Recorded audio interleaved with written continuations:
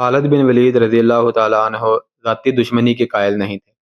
خالد بن ولید نے جو بھی علاقہ فتح کیا وہاں کا انتظام مفتوحہ امراء اور رؤساء کے سپرد کر دیا۔ البتہ ان کے نگران یعنی بلائی حکام مسلمان مقرر کیے جاتے تھے۔ ہرا کو فتح کر کے خالد بن ولید نے سارے فارس کو فتح نہیں کر لیا تھا، بلکہ خالد بن ولید خطروں میں گھر گئے تھے۔ آتش پرست ان پر چاروں طرف سے حملے کر سکتے تھے۔ اگر بڑے پیمانے پر حملہ نہ کرتے تو شب خون مار مار کر مسلمانوں کی فوج کو نقصان پہنچا سکتے تھے، لیکن آتش پرستوں نے ایسی کوئی کارروائی نہ کی۔ اس کی اور کئی وجوہات تھیں، جن میں ایک یہ تھی کہ مفتوحہ علاقوں کے لوگ مسلمانوں کے سلوک سے متاثر ہو کر ان کے حامی اور معاون بن جاتے تھے۔ ہیرا اور نواحی علاقے میں دیر ناتف نام کی ایک بستی تھی جو عیسائیوں کی بستی کہلاتی تھی۔ وہاں ایک بہت بڑا گرجا تھا جس کے پادری کا نام سلوبہ بن نستونہ تھا۔ وہ عیسائیوں کا مذہبی پیشوا ہی نہیں، ان کا عسکری قائد بھی تھا۔ وہ میدان جنگ میں کبھی نہیں گیا تھا، لیکن جنگ و جدل کے فن میں مہارت رکھتا تھا۔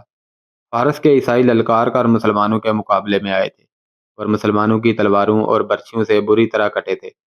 ایسے عیسائیوں کی تعداد خاصی کم ہو گئی تھی جو لڑنے کے قابل تھے۔ بوڑھے زندہ رہ گئے تھے یا عورتیں زندہ تھیں۔ سلوبہ بن نستونہ اکثر کہا کرتا تھا کہ مذہب صرف ایک زندہ رہے گا اور یہ عیسائیت ہوگی، زرتشت رہے گا نہ مدینہ کا اسلام۔ اس نے اپنے وعظ میں کئی بار کہا تھا، سب مٹ جائیں گے اور زمین پر یسوع مسیح کی حکومت ہوگی۔ ہیرا فتح ہونے تک لڑنے والے ہزارہ عیسائی مٹ گئے تھے، باقی مسلمانوں کے ڈر سے بھاگ کر ادھر ادھر جا چھپے تھے۔ ان کے سرکردہ افراد نے پادری سلوبہ بن نستونہ کے ساتھ رابطہ رکھا ہوا تھا۔ سلوبہ نے کوشش کی تھی کہ عیسائیوں کو یکجا اور متحد کر کے مسلمانوں پر شب خون مارنے کے لیے تیار کرے، لیکن عیسائیوں پر مسلمانوں کی ایسی دہشت بیٹھ گئی تھی کہ وہ شب خون اور چھاپہ مار جنگ کے لیے تیار نہ ہوئے۔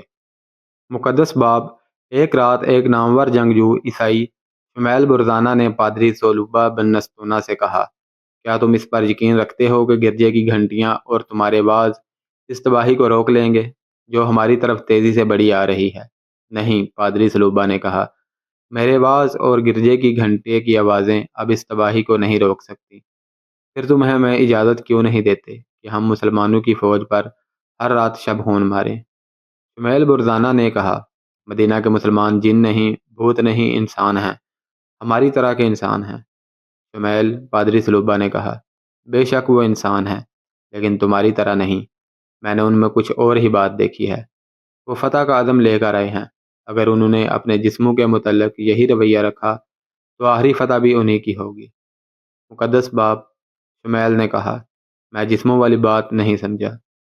سمجھنے کی کوشش کرو، پادری سلوبہ نے کہا۔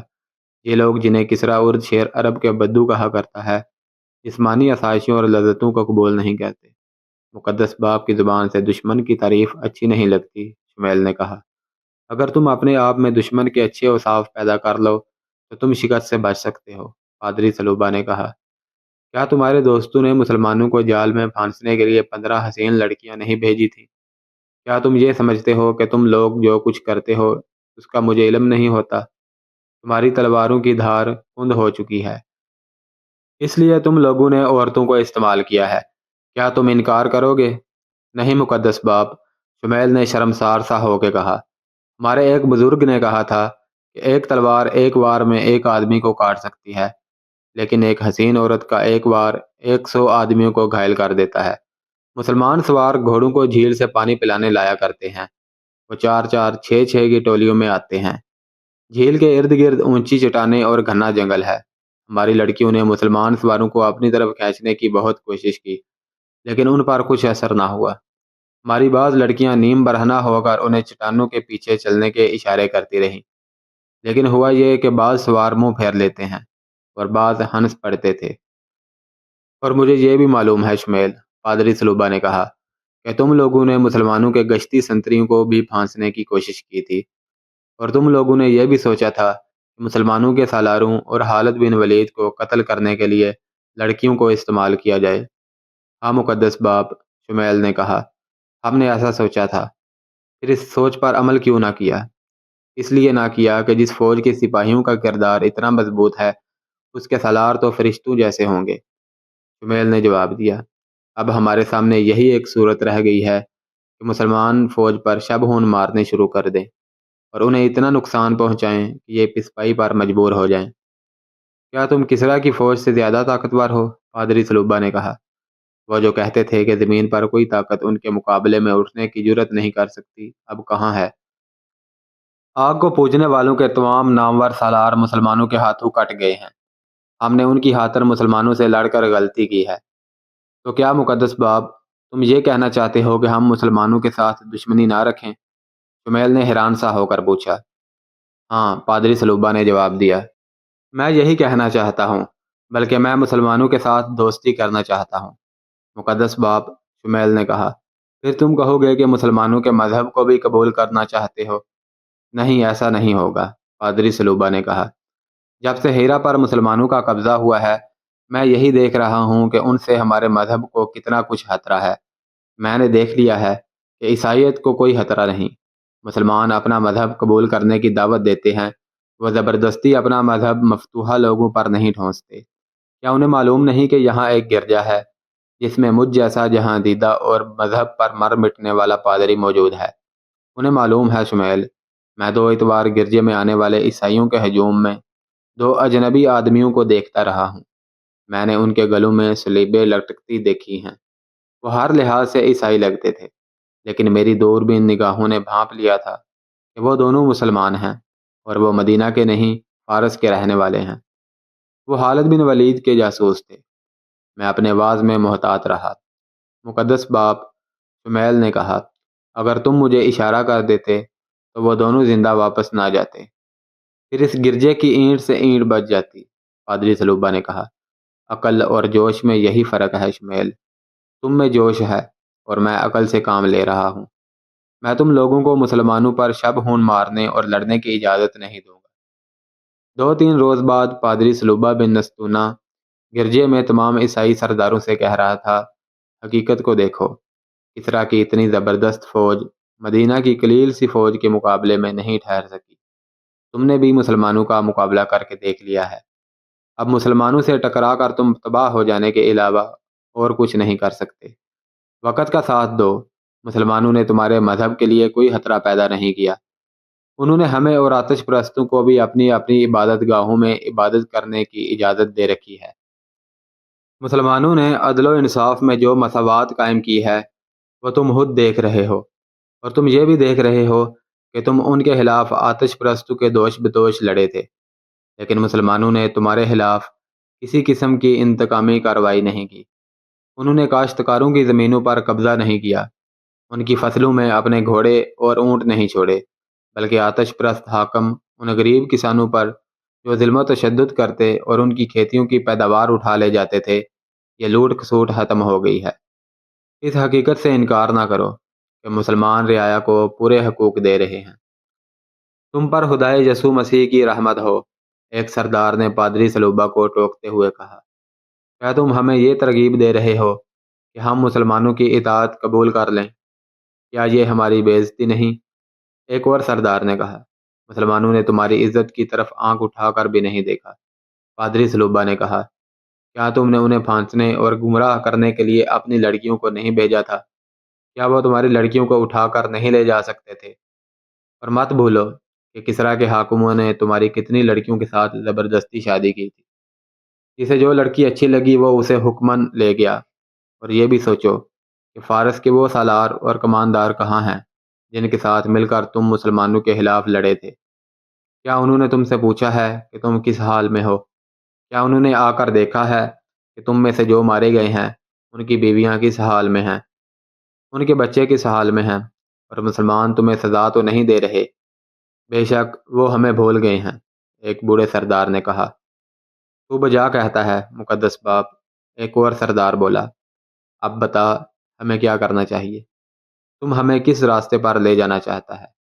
یہ تمہاری سلامتی کا راستہ ہوگا، پادری سلوبہ نے کہا۔ اس میں تمہارے جان و مال کی اور تمہارے مذہب کی سلامتی ہے۔ میں مسلمانوں کی اطاعت قبول کر رہا ہوں، اور میں بانکیا اور بسما کے علاقے کی تمام قابل کاشت اراضی کا لگان وصول کر کے مسلمانوں کو ادا کیا کروں گا۔ تقریباً تمام مورخوں نے لکھا ہے کہ مسلمانوں کے حسن سلوک، عدل و انصاف اور اسلوب حکومت سے متاثر ہو کر دیر ناتف کے پادری سلوبہ بن نستونہ نے سب سے پہلے خالد بن ولید رضی اللہ تعالیٰ عنہ کے سامنے جا کر اطاعت قبول کی اور 10,000 دینار خالد بن ولید رضی اللہ تعالیٰ عنہ کو پیش کیے۔ اس رقم کے ساتھ وہ ہیرے اور بیش قیمت موتی بھی تھے جو کسریٰ ارد شیر نے پادری سلوبہ کو تحفے کے طور پر دیے تھے۔ یہ موتی دراصل رشوت تھی جو ارد شیر نے عیسائیوں کو مسلمانوں کے خلاف لڑانے کے لیے پادری سلوبہ کو دی تھی۔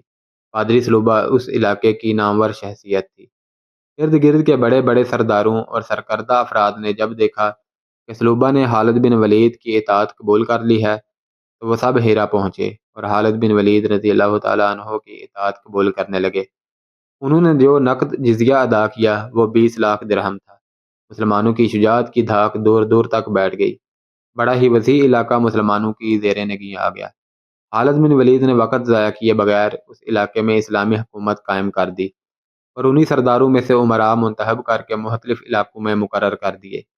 اس کے ساتھ ہی اپنی فوج کے کچھ دستے اس مقصد کے ساتھ سارے علاقے میں پھیلا دیے کہ کہیں سے اسلامی حکومت کے خلاف بغاوت نہ اٹھ سکے۔ یہ دستے گھوڑ سوار تھے اور برق رفتار تھے۔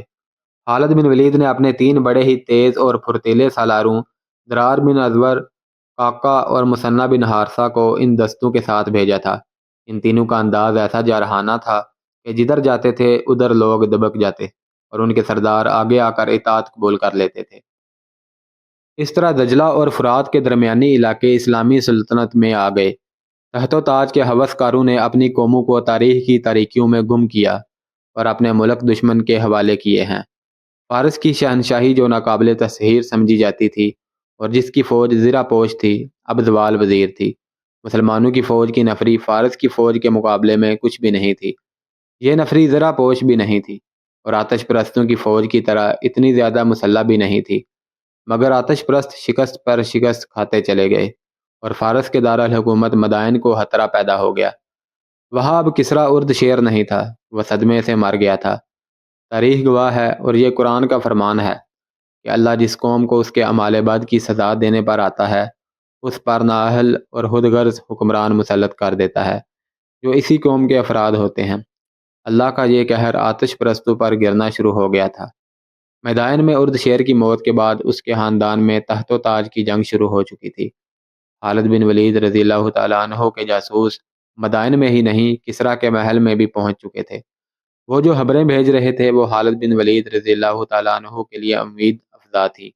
مدائن کا تخت اب وہ تختہ بن چکا تھا جس پر میت کو غسل دیا جاتا ہے۔ ایک جاسوس نے مدائن سے آ کر خالد بن ولید کو بتایا یہ تخت کسریٰ کے 3 شہزادوں کی جانیں لے چکا ہے۔ ارد شیر کی متعدد بیویاں اور ہر بیوی کے جوان بیٹے ہیں۔ ہر بیوی اپنے بیٹے کے سر پر کسریٰ کا تاج رکھنا چاہتی ہے۔ ارد شیر کے مرنے کے بعد ایک شہزادے کو تخت پر بٹھایا گیا۔ 2 روز بعد وہ اپنے کمرے میں اس حالت میں مردہ پایا گیا کہ اس کا سر اس کے دھڑ سے الگ تھا۔ 2 نہایت خوبصورت اور جوان لڑکیوں کو اور دربان کو اور 2 پہرہ داروں کو جلاد کے حوالے کر دیا گیا۔ اس شہزادے کے قتل کے شبے میں ان سب کے سر قلم کر دیے گئے۔ اس کی جگہ ارد شیر کی ایک اور بیوہ کے بیٹے کے سر پر کسریٰ کا تاج رکھا گیا۔ تیسرے دن اس نے شراب پی اور بے ہوش ہو گیا اور ذرا دیر بعد مر گیا۔ اب 7-8 آدمیوں اور 3 جوان عورتوں کو شہزادے کو شراب میں زہر پلانے کے شبے میں قتل کر دیا گیا۔ تیسرا شہزادہ تخت پر بیٹھا۔ دوسرے روز وہ محل کے باغ میں ایک بڑی دلکش رقاصہ کے ساتھ ٹہل رہا تھا۔ کہیں سے بیک وقت 2 تیر آئے، ایک اس کی آنکھ میں اتر گیا اور دوسرا اس کی شہ رگ میں اتر گیا۔ کسریٰ کا تخت پھر خالی ہو گیا۔ تخت ابھی تک خالی ہے۔ کسریٰ کے وزیر اور 2 سالاروں نے تاج پوشی کا سلسلہ روک دیا ہے۔ انہوں نے فیصلہ کیا ہے کہ جو علاقے فارس کی شہنشاہی میں رہ گئے ہیں انہیں مسلمانوں سے بچایا جائے۔ انہوں نے دجلہ کے پار اپنی فوج کو اس طرح پھیلا دیا ہے کہ ہم جس طرف سے بھی پیش قدمی کریں ہمیں روک لیا جائے۔ ان کی اس فوج کی نفری کتنی ہوگی؟ خالد بن ولید رضی اللہ تعالیٰ عنہ نے پوچھا۔ ہم سے دگنی ہوگی، جاسوس نے جواب دیا۔ اس سے زیادہ ہوگی، کم نہیں ہو سکتی۔ مدائن دجلہ کے پار ہے، آتش پرست ہمیں دریا پار نہیں کرنے دیں گے۔ اللہ کے دریا اللہ کی راہ میں لڑنے والوں کو نہیں روک سکتے۔ خالد بن ولید نے کہا، آتش پرست ہمیں روکنے کے قابل نہیں رہے۔ جس قوم کے سرداروں میں پھوٹ پڑ جاتی ہے اس قوم کی قسمت میں تباہی کے سوا کچھ نہیں رہتا۔ ہم مدائن کی طرف کوچ کر رہے ہیں۔ خالد بن ولید رضی اللہ تعالیٰ عنہ نے اپنے سالاروں سے کہا، ہم دشمن کو سنبھلنے کی مہلت نہیں دیں گے۔ خالد بن ولید رضی اللہ تعالیٰ عنہ اپنے سالاروں کو کوچ کے احکام دے ہی رہے تھے کہ انہیں اطلاع دی گئی کہ مدینہ سے خلیفۃ المسلمین کا قاصد آیا ہے۔ خالد بن ولید نے فوراً قاصد کو اندر بلا لیا۔ کیا مدینہ کے لوگ ہمیں اچھے نام سے یاد کرتے ہیں؟ خالد بن ولید رضی اللہ تعالیٰ عنہ نے قاصد سے پوچھا۔ خدا کی قسم مدینہ کی ہوائیں بھی آپ کو یاد کرتی ہیں، قاصد نے کہا۔ امیر المومنین مسجد میں آپ کا ذکر کرتے ہیں، وہ کئی بار کہہ چکے ہیں۔ کیا آپ مائیں خالد بن ولید جیسا ایک اور بیٹا جن سکیں گی؟ لوگ ہر روز آپ کی خبر کا انتظار کرتے ہیں۔ پیغام کیا ہے؟ قاصد نے پیغام خالد بن ولید رضی اللہ تعالیٰ عنہ کو دے دیا۔ خالد بن ولید پڑھتے جا رہے تھے اور ان کے چہرے کا تاثر بدلتا جا رہا تھا۔ وہاں جو سالار موجود تھے وہ پیغام سننے کے لیے بےتاب ہو گئے۔ امیر المومنین کے سوا مجھے کون روک سکتا تھا؟ خالد بن ولید نے کہا، اور سالاروں سے مخاطب ہو کر بولے، امیر المومنین نے حکم بھیجا ہے کہ ایاز بن غنم دومت الجندل میں لڑ رہا ہے، اللہ اسے فتح عطا فرمائے، ادھر سے فارغ ہو کر وہ ہمارے پاس آ جائے گا۔ امیر المومنین نے کہا ہے کہ جب ایاز اپنی فوج لے کر ہمارے پاس آ جائے تو ہم آگے بڑھیں، اس کے آنے تک ہم جہاں ہیں وہیں رکے رہیں۔ خالد بن ولید کے چہرے پر جو رونق اور آنکھوں میں فتح اور نصرت کی جو چمک ہر وقت رہتی تھی وہ بجھ گئی اور وہ گہری سوچ میں کھو گئے۔ سالاروں کے اس اجلاس پر سناٹا طاری ہو گیا، جس کی وجہ یہ نہیں تھی کہ خلیفۃ المسلمین نے پیش قدمی روک دی تھی، بلکہ وجہ یہ تھی کہ خالد بن ولید کے چہرے پر ایسا تاثر کبھی کبھی آیا کرتا تھا، اور یہ تاثر ایک طوفان کا پیش خیمہ ہوا کرتا تھا۔ کسی بھی سالار کو خلیفۃ المسلمین کے اس حکم کے متعلق کوئی بات کہنے کی جرت نہ ہوئی۔ چند منٹ بعد خالد بن ولید رضی اللہ تعالیٰ عنہ گہری سوچ سے بیدار ہوئے اور قاصد کی طرف دیکھا۔ اللہ تجھے سفر میں سلامتی اور رحمت عطا کرے، خالد بن ولید رضی اللہ تعالیٰ عنہ نے کہا۔ آرام کرنا چاہتا ہے تو کر لے اور واپسی کا سفر اختیار کر۔ امیر المومنین سے میرا اور میرے ساتھیوں کا سلام کہنا، پھر کہنا کہ جنگ کے حالات کو وہی بہتر سمجھتے ہیں جو میدان جنگ میں ہوتے ہیں۔ محاذ سے اتنی دور بیٹھ کر کوئی فیصلہ کرنا لڑنے والوں کے لیے نقصان دہ بھی ہو سکتا ہے۔ پھر کہنا کہ ولید کا بیٹا خلافت کی حکم عدولی کی جرت نہیں کرے گا، لیکن حالات نے مجبور کیا اور اسلام کو خطرہ لاحق ہوا تو میں حکم کی پرواہ نہیں کروں گا۔ میں خلافت مدینہ کا امین اور اسلام کا پاسبان ہوں۔ میں دشمن کو اپنے اوپر آتا دیکھ کر حکم کو ایک طرف رکھ دوں گا۔ مجھے خوشنودی اللہ کی درکار ہے، اللہ کے کسی بندے کی نہیں۔ میں معلوم کروں گا کہ سالار ایاز کے محاذ کی صورتحال کیا ہے، ہو سکتا ہے اسے مدد کی ضرورت ہو، اور یہ بھی ہو سکتا ہے کہ وہ اپنے محاذ سے جلدی فارغ نہ ہو سکے اور آتش پرست اس عرصے میں سنبھل جائیں۔ اور خلیفۃ المسلمین سے کہنا کہ ہم نے زرتشت کی آگ کو سرد کر دیا ہے، اللہ نے ہمیں ایسی فتح عطا کی ہے کہ جس نے کسریٰ کے محل کو شیطان کا بسیرا بنا دیا ہے۔ ارد شیر کے تحت پر جو کوئی بیٹھتا ہے وہ 2 روز بعد اپنے بھائیوں کے ہاتھوں قتل ہو جاتا ہے۔ فارس کی شہنشاہی اور اس کی شان و شوکت کو ہم نے دجلہ اور فرات میں ڈبو دیا ہے۔ ہیرا جسے فارس کا ہیرا کہتے ہیں ہمارا فوجی اڈا ہے، ہمارے لیے دعا کرتے رہیں۔ قاصد کی روانگی کے بعد خالد بن ولید رضی اللہ تعالیٰ عنہ نے ایک کماندار کو بلا کر کہا کہ اپنے ساتھ 2 بڑے تیز اور توانا سپاہی لے کر بہت تیز رفتار سے دومت الجندل جائے اور غور سے دیکھے کہ وہاں کیا صورتحال ہے اور سالار ایاز بن غنم کب تک فارغ ہو سکیں گے اور کیا ان کے جلدی فارغ ہونے کا امکان ہے بھی یا نہیں۔ کماندار اسی وقت روانہ ہو گیا۔ خلیفۃ المسلمین کے اس حکم کو جو تم نے سنا ہے ذہن سے اتار دو، خالد بن ولید رضی اللہ تعالیٰ عنہ نے اپنے سالاروں سے کہا۔ دل میں خلافت مدینہ کا پورا احترام رکھتے ہوئے ان حالات کو دیکھو جو ہم نے آتش پرستوں کے لیے پیدا کر دیے ہیں۔ اگر ہم ایاز کے انتظار میں یہیں بیٹھے رہے تو کسریٰ کی فوج کو سنبھلنے کا موقع مل جائے گا۔ خدا کی قسم تم سب یقین کے ساتھ کہہ سکتے ہو کہ کسریٰ کی فوج پر تم نے جو خوف طاری کر دیا ہے وہ انہیں کسی میدان میں تمہارے مقابلے میں نہیں ٹھہرنے دے گا، اور مدائن کے محلات میں تحت نشینی پر جو قتل و غارت ہو رہی ہے وہ ہمارے حق میں جاتی ہے۔ قوم کے سرداروں میں جب تحت نشینی وجہ پیکار بن جاتی ہے تو فوج ایسی تلوار کی مانند ہو جاتی ہے جو بڑے ہی ڈھیلے اور کمزور ہاتھوں میں ہو۔ ہاں ابن ولید، سالار عاصم بن عمرو نے کہا، کسریٰ کے جن سالاروں نے فارس کے بچے ہوئے علاقوں میں اپنی فوج پھیلا دی ہے وہ سالار بھی تحت کے خواہش مند ہوں گے۔ وہ ہم پر فتح حاصل کر کے فارس کے تحت پر قابض ہونا چاہتے ہیں۔ اگر ایسا ہوا تو فارس جلدی تباہ ہوگا۔ سالار عدی بن حاتم نے کہا، سالاروں کے دماغوں پر جب تخت و تاج سوار ہو جاتا ہے تو وہ اپنے ملک اور قوم کو بڑی جلدی تباہ کر دیتے ہیں۔ جب توجہ تحت کے لفظ اور اپنی ذات پر مرکوز ہو جاتی ہے تو نگاہیں دشمن سے ہٹ جاتی ہیں۔ خالد بن ولید رضی اللہ تعالیٰ عنہ نے کہا، میں ان حالات سے فائدہ اٹھاؤں گا، اپنی فوج کو تیاری کی حالت میں رکھو، ہم آخری فیصلہ دومت الجندل کی صورتحال معلوم ہو جانے پر کریں گے۔ دومت الجندل کی صورتحال سالار ایاز بن غنم کے لیے محدود تھی۔ دومت الجندل اس دور کا مشہور تجارتی مرکز تھا۔ آج کے عراق اور شام کی شاہراہیں یہیں آ کر ملتی تھیں۔ رسول اکرم صلی اللہ علیہ وسلم نے تبوک پر چڑھائی کی تھی، اس دوران خالد بن ولید نے دومت الجندل تک پہنچے اور یہاں کے قلعہ سے قلعہ دار عقیدر بن مالک کو گرفتار کر کے رسول اکرم صلی اللہ علیہ وسلم کے حضور پیش کیا تھا۔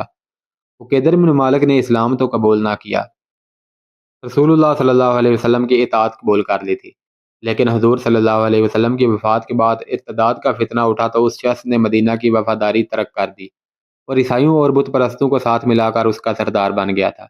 ابو بکر صدیق نے عقیدر بن مالک کی سرداری کو ختم اور اس کے زیر اثر غیر مسلم قبائل کو اپنے زیر نگین کرنے کے لیے سالار ایاز بن غنم کو بھیجا تھا۔ ایاز تجربہ کار سالار تھے، لیکن دومت الجندل پہنچے تو دیکھا کہ عیسائیوں کا ایک بہت بڑا قبیلہ جو کلب کہلاتا تھا اپنے علاقے کے دفاع کے لیے تیار تھا۔ یہ قبیلہ جنگ و جدل میں شہرت رکھتا تھا۔ ایاز نے قلعے کو محاصرے میں لے لیا، لیکن عیسائیوں نے باہر سے مسلمانوں کو محاصرے میں لے لیا۔ ایاز کی فوج کو آگے بھی اور عقب میں بھی لڑنا تھا۔ اس صورتحال نے جنگ کو ایسا طول دیا جو ختم ہوتا نظر نہیں آتا تھا، اور یہ صورتحال ایاز کے لیے روز بروز محدود ہوتی جا رہی تھی۔ خالد بن ولید کا بھیجا ہوا کماندار واپس آیا تو اس نے خالد بن ولید کو بتایا کہ ایاز بن غنم کیسے آئے گا، اسے تو خود مدد کی ضرورت ہے۔ کماندار نے دومت الجندل میں ایاز اور دشمن کی فوجوں کی پوزیشنیں تفصیل سے ہی بیان کی۔ خدا کی قسم، میں یہاں انتظار میں فارغ نہیں بیٹھ سکتا، خالد بن ولید رضی اللہ تعالیٰ عنہ نے پرجوش آواز میں کہا۔ بیشتر اس کے کہ دشمن آگے آ جائے، میں آگے بڑھوں گا۔ مدائن کی شہر پناہ مجھے پکار رہی ہے، کوچ کی تیاری کرو۔ مشہور مورخ طبری اور بلادری نے لکھا ہے کہ خالد بن ولید کی خود سری اور سرکشی مشہور تھی، وہ چین سے بیٹھنے والے سالار نہیں تھے۔ اس صورت میں کہ دشمن 4 شکستیں کھا چکا تھا اور اس کا نظام درہم برہم ہو گیا تھا اور مدائن کی شاہی ایوان میں ابتری پھیلی ہوئی تھی، خالد بن ولید رضی اللہ تعالیٰ عنہ فارغ بیٹھ ہی نہیں سکتے تھے۔ خالد بن ولید کا جاسوسی نظام بڑا تیز اور ذہین تھا، اس میں زیادہ تر وہ مسلمان تھے جو فارس میں غلاموں جیسی زندگی بسر کر رہے تھے۔ وہ ان علاقوں سے واقف تھے اور مختلف قبیلوں کی زبانیں بول سکتے تھے اور ان کا بحروب دھار سکتے تھے۔ وہ مدائن کے محلات کے اندر کی خبریں لے آئے تھے۔ انہوں نے خالد بن ولید رضی اللہ تعالیٰ عنہ کو خبریں دینی شروع کر دیں کہ فارس کی فوج کہاں کہاں موجود ہے اور کس جگہ کیا کیفیت ہے۔ ان کی اطلاعات کے مطابق ایرانیوں کی فوج کی زیادہ تر نفری 2 شہروں میں تھی، ایک تھا عین التمر اور دوسرا انبار۔ عین التمر ہیرا کے قریب تھا اور انبار اس سے دگنے فاصلے پر آگے تھا۔ عین التمر دریائے فرات سے دور ہٹ کر واقع تھا اور انبار فرات کے کنارے پر تھا۔ خالد بن ولید نے فیصلہ کیا کہ پہلے انبار پر حملہ کیا جائے۔ یہ بھی تجارتی شہر تھا جس میں غلے کے بہت بڑے بڑے ذخیرے تھے۔ ربیع الاول کے وسط میں خالد بن ولید نے ہیرا سے کوچ کیا۔ ان کے ساتھ ان کی آدھی فوج یعنی 9000 نفری تھی، جو حملے کے لیے بہت ہی تھوڑی تھی، لیکن خالد بن ولید کو اللہ پر اور اپنی جنگی فہم و فراست پر بھروسہ تھا۔ وہ مفتوحہ علاقوں کو فوج کے بغیر نہیں چھوڑ سکتے تھے۔ عیسائی اور دیگر قبیلوں نے اطاعت تو قبول کر لی تھی، لیکن مسلمانوں کو بڑے تلخ تجربے ہوئے تھے۔ اطاعت قبول کرنے والے موقع ملتے ہی اطاعت سے منکر اور باغی ہو جاتے تھے۔ ہیرا میں خالد بن ولید رضی اللہ تعالیٰ عنہ نے قعقاع بن عمرو اور اقرا بن حابس کو چھوڑا تھا۔ یہاں ایک غلطی کی وضاحت ضروری ہے۔ 2-4 تاریخ دانوں نے لکھا ہے کہ خالد بن ولید رضی اللہ تعالیٰ عنہ ہیرا میں سالار ایاز بن غنم کے انتظار میں 1 سال رکے رہے۔ یہ غلط ہے۔ اس دور کی تحریروں سے صاف پتہ چلتا ہے کہ خالد بن ولید نے ہیرا میں پورا 1 مہینہ بھی انتظار نہیں کیا، نہ انہوں نے امیر المؤمنین کو یہ پیغام بھیجا کہ وہ ان کے حکم کے خلاف سالار ایاز بن غنم کا انتظار کیے بغیر مدائن کی طرف پیش قدمی کر رہے ہیں۔ خالد بن ولید رضی اللہ تعالیٰ عنہ اپنی 9000 سپاہ کے ساتھ فرات کے کنارے کنارے بڑی تیزی سے بڑھتے گئے۔ ان کے جاسوس مختلف بحروپوں میں دریا کے دوسرے کنارے پر آگے آگے جا رہے تھے۔ انبار سے تھوڑی دور رہ گئے تو خالد بن ولید رضی اللہ تعالیٰ عنہ نے فرات عبور کیا اور اس کنارے پر چلے گئے جس پر انبار واقع تھا۔ وہاں انہوں نے مختصر سا قیام کیا اور 2 خط تحریر کرائے، ایک کسریٰ کے نام اور دوسرا مدائن کے حکام اور امراء وغیرہ کے نام۔ کسریٰ کے نام خالد بن ولید رضی اللہ تعالیٰ عنہ نے لکھوایا، بسم اللہ الرحمن الرحیم، خالد بن ولید کی جانب سے شاہ فارس کے نام: میں شکر ادا کرتا ہوں اللہ کا جس نے تمہاری بادشاہی کو تہ و بالا کر ڈالا ہے اور تمہاری عیاریوں کو کامیابی سے محروم رکھا ہے، تو تم آپس میں ہی دست و گریباں ہو رہے ہو۔ اللہ اگر تمہیں مزید مہلت دیتا تو بھی گھاٹے میں تم ہی رہتے۔ اب تمہاری نجات کا ایک ہی راستہ ہے، مدینہ کی اطاعت قبول کر لو۔ اگر یہ منظور ہے تو میں شرائط طے کرنے کے لیے دوستوں کی طرح آؤں گا، پھر ہم تمہارے علاقے سے آگے نکل جائیں گے۔ اگر پس و پیش کرو گے تو تمہیں ایسی قوم کے آگے ہتھیار ڈالنے پڑیں گے جسے موت اتنی عزیز ہے جتنا تم زندگی کو عزیز رکھتے ہو۔ خالد بن ولید رضی اللہ تعالیٰ عنہ نے مدائن کے حکام اور امراء کا نام لکھوایا: بسم اللہ الرحمن الرحیم۔ خالد بن ولید رضی اللہ تعالیٰ عنہ کی جانب سے فارس کے امراء کے نام: تمہارے لیے بہتر صورت یہی ہے کہ اسلام قبول کر لو، ہم تمہاری سلامتی اور تحفظ کے ذمہ دار ہوں گے۔ اسلام قبول نہ کرو تو جزیہ ادا کرو، ورنہ سوچ لو کہ تمہارا سامنا ایک ایسی قوم سے ہے جو موت کی اتنی ہی شیدائی ہے جتنے فریفتہ تم شراب پر ہو۔